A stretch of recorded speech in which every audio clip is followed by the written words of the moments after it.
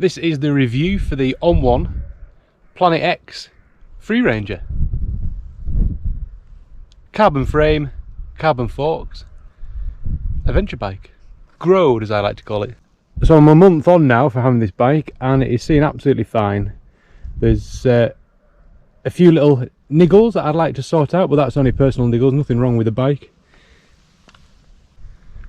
So carbon forks, carbon frame, and this is a SRAM Force 1 11 speed group set that I chose.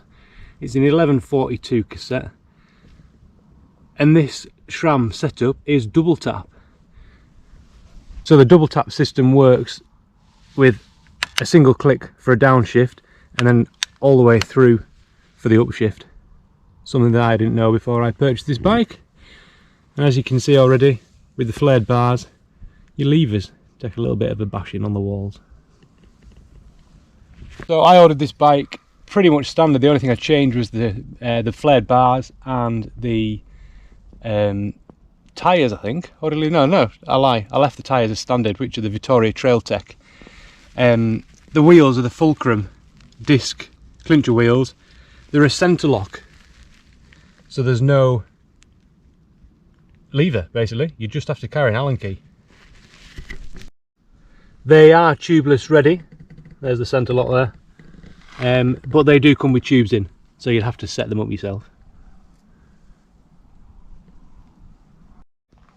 So to save the weight on this spec bike, they've put carbon levers, brake levers, and they've also done carbon cranks, which I think is a nice touch, because the bike weighs in, they claim, at 9.7 kilograms, but to be fair, I've not washed it and taken all the bits that I've put off on it and then weighed it, but I suppose I can do that in the future.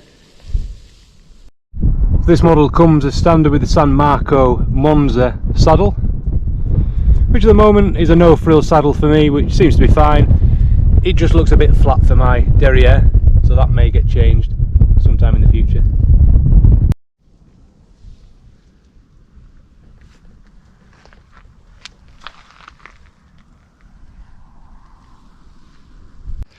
The pros of the bike: it's great value, it doesn't weigh a ton, it does seem to be put together fairly well, there's no niggles or problems that I've come across.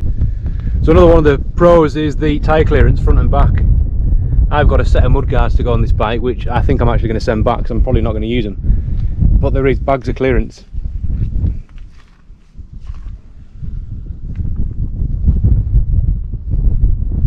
With a lot of these bikes, they are designed to be able to cope with 650B wheels, which I suppose is an option in the future, but at the moment doesn't present a problem. The rolling speed of a 700C suits me, because that's what I like on the road, to move fairly quickly. And as I said, the rougher stuff around in the Lake District probably tends to be a bit rough for a gravel bike, so the mountain bike has to come out for those events. But I've tried it on everything, so up to now it does really well. Quite a few people have asked about size. I went for the medium frame, which is the 54cm. I'm 5'11", and it seems to be fine. The only thing that I've come across up to now, and I've gone for the standard stem length, is that my knees, on road climbs especially, which is the one I've just done now, I just tap my knees occasionally on the bars, so I could, I suppose, eke out the stem a little bit, but it's not small by any stretch. Stretch? Pardon the pun.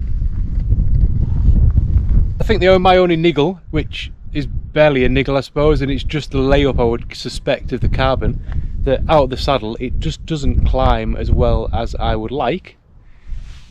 But it is a sub 2 gram bike, and my Giant that I ride, when you dance on the pedals, it does seem to go fairly well, and I enjoy it. So I'm only comparing two bikes that aren't comparable. So that's my only little gripe, but you know what, you're probably most efficient sat down anyway. So there we go, that is the review, 1 month in, of the Free Ranger Grode bike.